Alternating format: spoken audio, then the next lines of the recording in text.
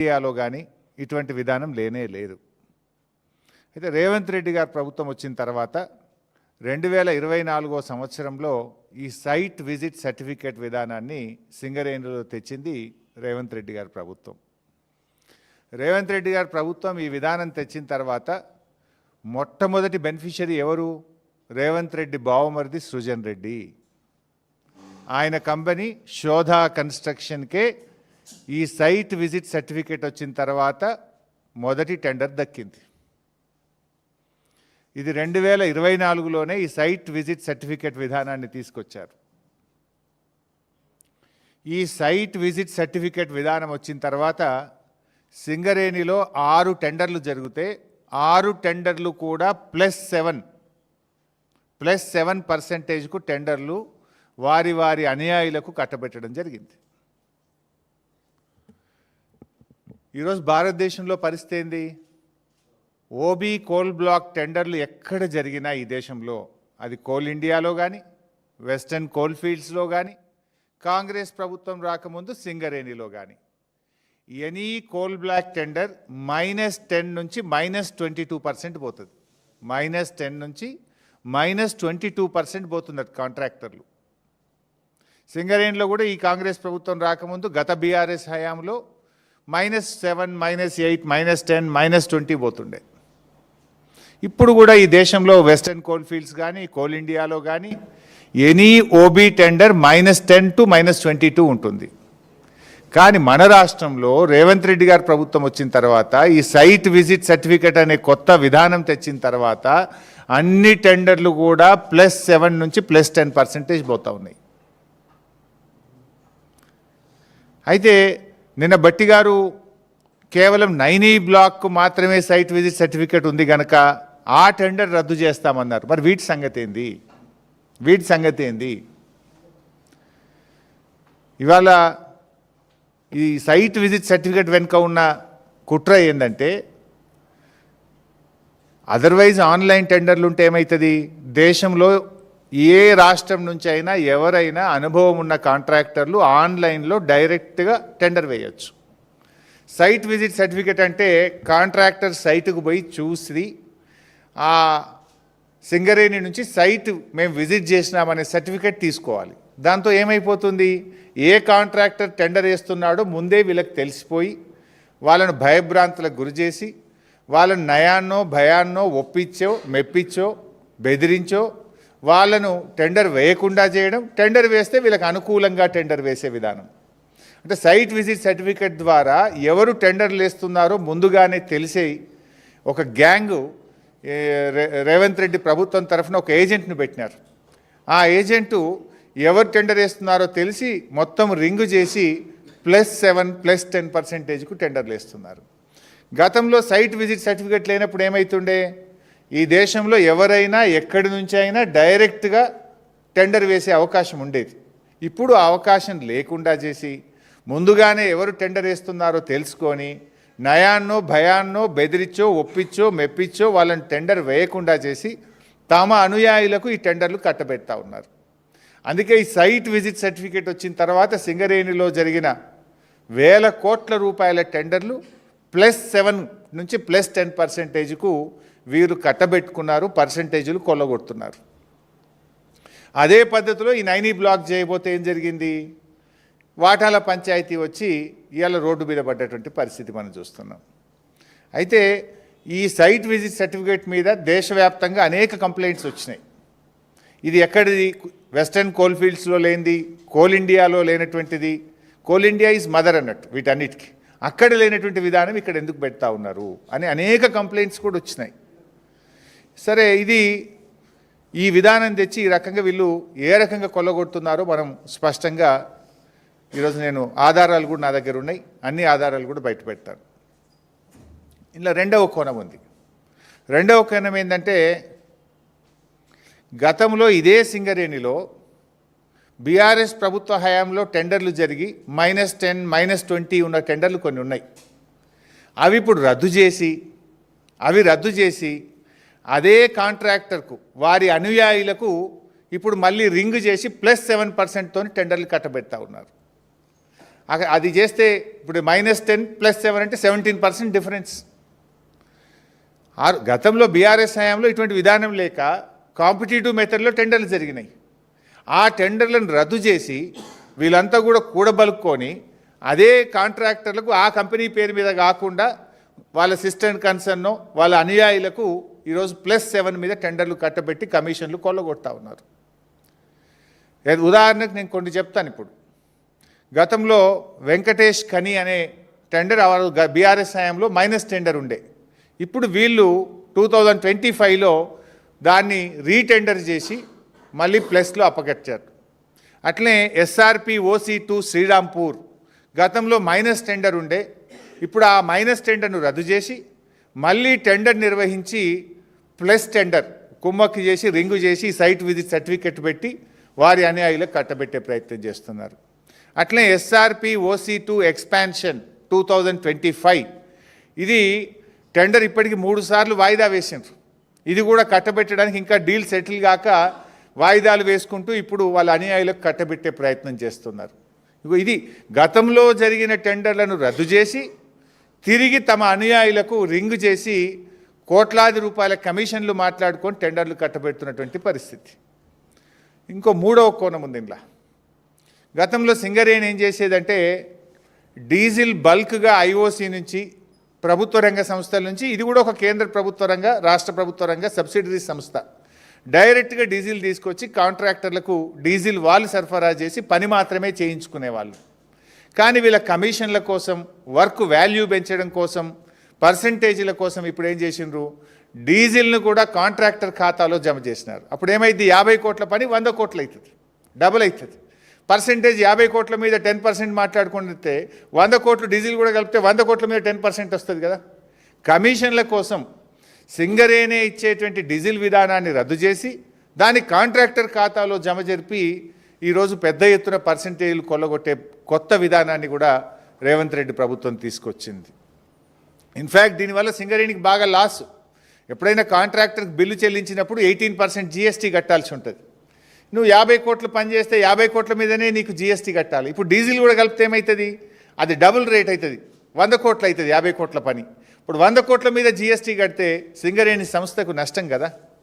అంటే ఈ రకంగా సంస్థకు నష్టమైనా సరే మాకు కమిషన్లు పెరగాలి, మాకు కమిషన్లు వస్తే చాలు అని చెప్పి ఈ కొత్త డీజిల్ విధానాన్ని కూడా తీసుకొచ్చి ఇటు సంస్థకు నష్టం చేస్తున్నారు, మరోవైపు వీళ్ళు కమిషన్లు కొల్లగొడుతున్నటువంటి పరిస్థితి. ఇదంతా కూడా ఎవరి కన్సర్న్లో జరుగుతుంది, ముఖ్యమంత్రి గారి దగ్గరి సన్నిహితుడు, ఆయన సమీప బంధువు కనుసన్నల్లోనే ఇదంతా జరుగుతూ ఉంది. ఎవరికి టెండర్ రావాలన్నా, ఎవరికి సైట్ విజిట్ సర్టిఫికెట్ రావాలన్నా ఆయన ఆజ్ఞ లేనిదే సర్టిఫికెట్ రాదు, టెండర్ దక్కదు. ఒక రింగ్ లీడర్, ఒక గ్యాంగ్ లీడర్ని పెట్టినారు. ఒక్కొక్క దానికి ఒక గ్యాంగ్ లీడర్. సింగరేణికి కూడా ఒక గ్యాంగ్ లీడర్ని పెట్టి ఇలా ఆయన కనుసన్నల్లో ఇక్కడ సైట్ విజిట్ సర్టిఫికెట్లు, టెండర్లు దక్కించుకునేటువంటి విధానాన్ని ఇలా ఈ ప్రభుత్వం, రేవంత్ రెడ్డి ప్రభుత్వం తీసుకొచ్చింది. ఇలా నేను ఒకటి అడుగుతా ఉన్నా, చీటికి మాటికి సిట్ అంటున్నావు కదా, చీటికి మాటికి ఎంక్వైరీలు అంటున్నావు కదా, నేను ఇంత ఓపెన్గా ఫ్యాక్ట్స్ బయట పెడుతున్నా. నీకు నిజాయితీ ఉంటే, దమ్ము ఉంటే దీన్ని CBI విచారణకు ఆదేశించు. అన్ని సాక్ష్యాలతో సహా నేను CBIకి అందించడానికి సిద్ధంగా ఉన్నా. ఇప్పుడు కిషన్ రెడ్డి గారు కోల్ ఇండియా మినిస్టర్. ఇలా కేంద్ర ప్రభుత్వంకు సింగరేణిలో 49% వాటా ఉంది. కిషన్ రెడ్డి గారు ఇవాళ రేవంత్ రెడ్డితో బీజేపీకి అక్రమ సంబంధం లేకపోతే, రేవంత్ రెడ్డి బీజేపీల మధ్య చీకటి ఒప్పందం లేకపోతే వెంటనే దీని మీద CBI విచారణకు ఆదేశించాలని నేను బీజేపీ పార్టీని, కిషన్ రెడ్డి గారిని నేను డిమాండ్ చేస్తూ ఉన్నా. మీరు కుమ్మక్కు కాకపోతే ఆదేశించండి, మీరు CBI విచారణకు ఆదేశించండి. నా దగ్గర ఉన్న అన్ని ఆధారాలు తెచ్చి నేను CBIకి ఇవ్వడానికి సిద్ధంగా ఉన్నా. నేను చెప్పిన ప్రతి విషయం మీద కూడా నా దగ్గర ఆధారం ఉంది.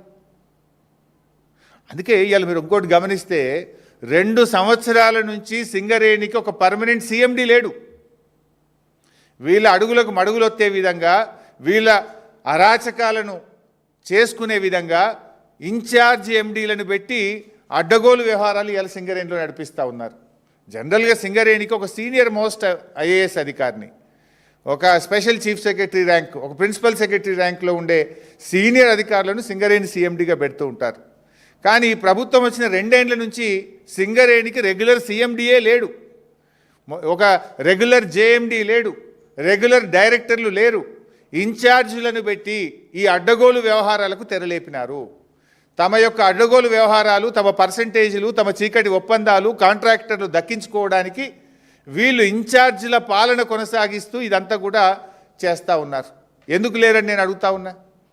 నేను భట్టి గారిని అడుగుతా ఉన్నా, భట్టి గారు ఈ సైట్ విజిట్ సర్టిఫికేట్ మీరు లేదని చెప్పి 9E బ్లాక్ను రద్దు చేసినారు కదా, మరి సైట్ విజిట్ సర్టిఫికేట్ పేరు మీద జరిగిన అన్ని టెండర్లు రద్దు చేయాలని చెప్పి నేను డిమాండ్ చేస్తూ ఉన్నా.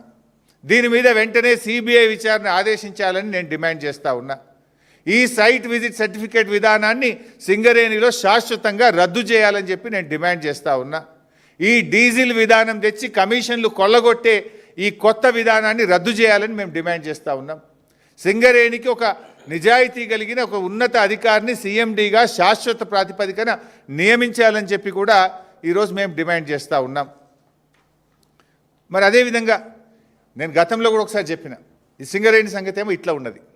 గతంలో ఈ క్యాబినెట్ ఒక దండుపాలెం మూట అని చెప్పి నేను ఆరోపిస్తే నా మీద ఈ మంత్రులంతా కూడా విరుచుకపడ్డారు నా మీద. ఇప్పుడు నేను అడుగుతున్నా, మీ దండుపాలెం మూట కాకపోతే ఏంది? మీరే బయటపడుతున్నారు కదా, తన్నుక సస్తున్నారు కదా. ఇప్పుడు ఈ 9E బ్లాక్ టెండర్లలో ముఖ్యమంత్రి వర్సెస్ భట్టి గారు వర్సెస్ కోమటిరెడ్డి కదా, ముగ్గురు దండుకుంటేనే కదా ఇదంతా విషయం బయటకు వచ్చింది.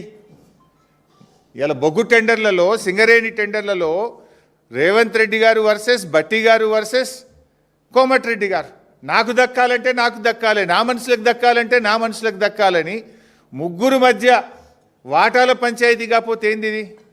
పాపం మధ్యలో ఐఏఎస్ అధికారులు, జర్నలిస్టులు బలిపశువులు అయిపోయినారు.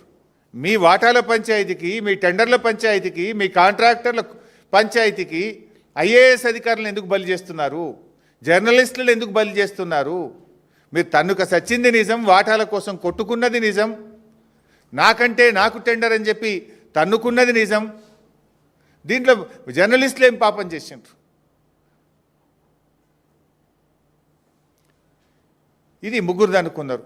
గతంలో మీరు చూశారు డెక్కన్ సిమెంట్స్ యజమానిని ముఖ్యమంత్రి గారి ఇంటికి ఎదురుగా గెస్ట్ హౌజులో తుపాకీ పెట్టి వసూలు చేసిండ్రు అని స్వయంగా కేబినెట్ మంత్రి గారి కుమార్తె చెప్పారు.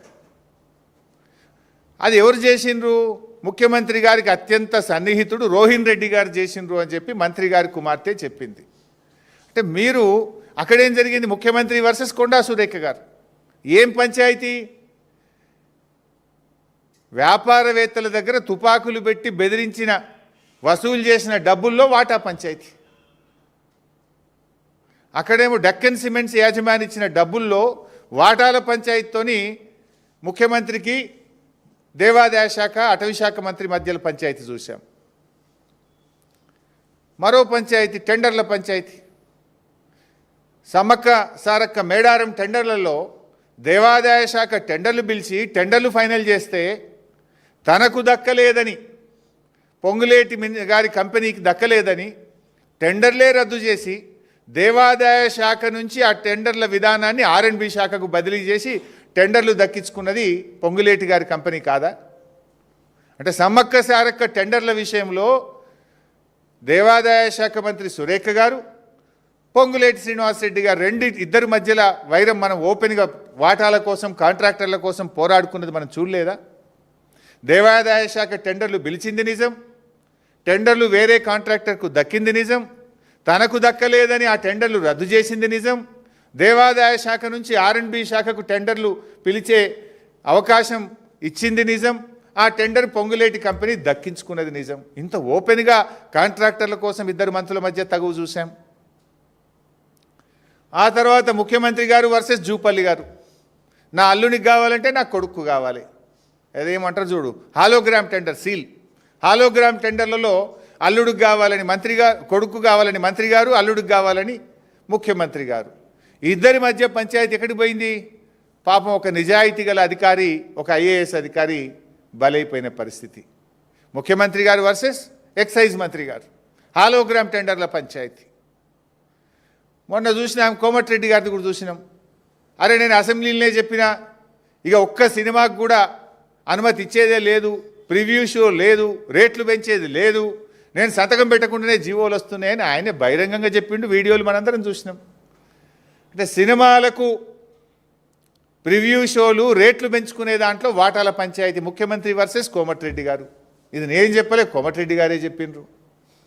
ఏం జరుగుతుంది రాష్ట్రంలో ప్రజలు గమనిస్తున్నారండి. టెండర్ల పంచాయతీ, వాటాల పంచాయతీ, కమిషన్ల పంచాయతీ, బెదిరించి సంపాదించుకున్న డబ్బులు పంచుకోవడంలో పంచాయతీ. What's happening in the state? ప్రజలు మీరు ఇచ్చిన 6 గ్యారెంటీలు చూసి కదా మిమ్మల్ని గెలిపించింది.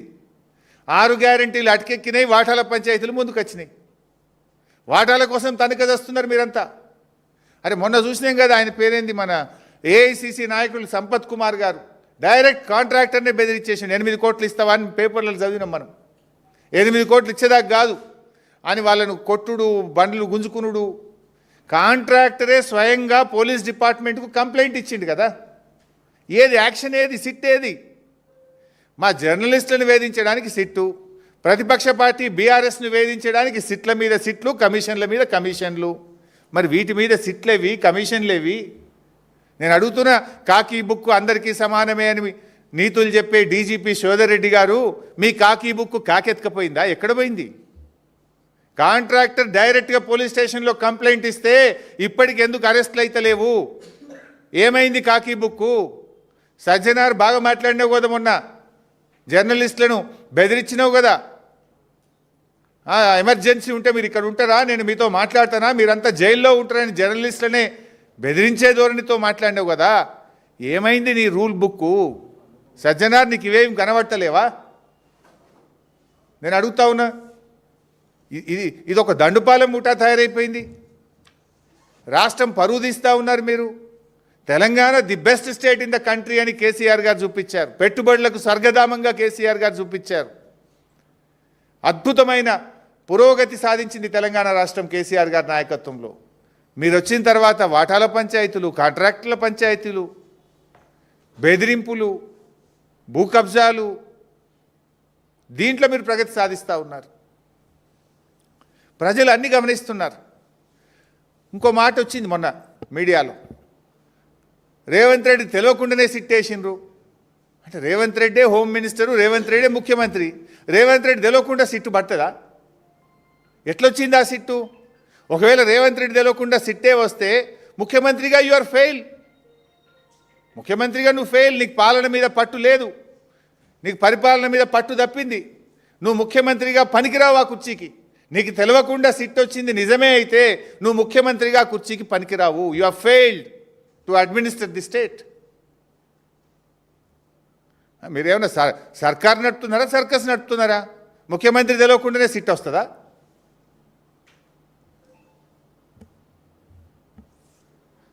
రేవంత్ రెడ్డి గారు నిన్న మాట్లాడిన వ్యాఖ్యలు చాలా తీవ్రంగా మేము ఖండిస్తూ ఉన్నాం. బీఆర్ఎస్ జెండా గద్దెలు కూల్చాలని మాట్లాడుతుండు. బిడ్డ, నువ్వు బీఆర్ఎస్ జెండా గద్దెల దోలికొస్తే నీ గద్దె కూల్త జాగ్రత్త అని చెప్పి హెచ్చరిస్తూ ఉన్నాం. దుమ్ము అయిపోతావు బిడ్డ నువ్వు. అయినా బీఆర్ఎస్ పార్టీ నువ్వు కూలిస్తే బీఆర్ఎస్ పార్టీ ఏదో జెండా గద్దెల్లో లేదు, ప్రజల గుండెల్లో ఉన్నది బీఆర్ఎస్ పార్టీ. బీఆర్ఎస్ పార్టీ జెండా గద్దెల్లో నువ్వు కూలిస్తే పోయే పార్టీ కాదు. తెలంగాణ ప్రజల గుండెల్లో పుట్టిన పార్టీ బీఆర్ఎస్ పార్టీ, ప్రజల హృదయాల్లో ఉన్నటువంటి పార్టీ బీఆర్ఎస్ పార్టీ. ఈ హౌలా మాటలు బంద్ చేయి, పిచ్చి పిచ్చి మాటలు బంద్ చేయి. 6 గ్యారంటీల మీద దృష్టి పెట్టు. నిన్న క్యాబినెట్ మీటింగ్ జరిగింది. రాష్ట్రంలో రైతులు ఆశగా ఎదురు చూసినారు. సంక్రాంతికే నువ్వు రైతు బంధు ఇస్తామని ఎదురు చూశారు యాసంగి పంటకు. సరే, సంక్రాంతికి ఇయ్యలేదు, నిన్న క్యాబినెట్ మీటింగ్లోనైనా రైతు బంధు ఇస్తావేమోనని ఎదురు చూసిన రైతులకు నిరాశ మిగిలింది. అరేగా ఎరువుల కొరత ఉంది, దాని మీద ఏమైనా క్యాబినెట్ మాట్లాడుతుందేమో అనుకున్నాం. రైతు బంధు గురించి ఒక ప్రకటన వస్తుందని ఎంతో ఆశగా ఎదురు చూశారు రైతులు. కానీ మేడారంలో జరిగిన క్యాబినెట్ మీటింగ్లో రైతు బంధు ఊసే లేదు, ఎరువుల కొరత గురించి చర్చే లేదు, పిల్లల ఫీజు రియంబర్స్మెంట్ గురించి ఇలా 20 లక్షల మంది పిల్లల జీవితాలతో ఆడుకుంటున్నాడు.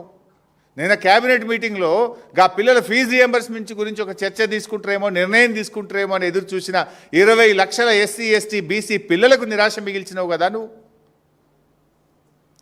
అయినా ఎన్టీఆర్ గురించి నువ్వు మాట్లాడుతున్నావు. అసలు ఎన్టీఆర్ గారు ఆ పార్టీ ఎప్పుడు పుట్టిందండి? రాహుల్ గాంధీ మన ముఖ్యమంత్రి రాజీవ్ గాంధీ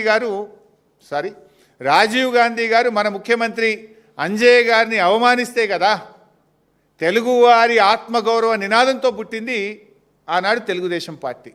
ఇదే కాంగ్రెస్ పార్టీ ప్రధానమంత్రి రాజీవ్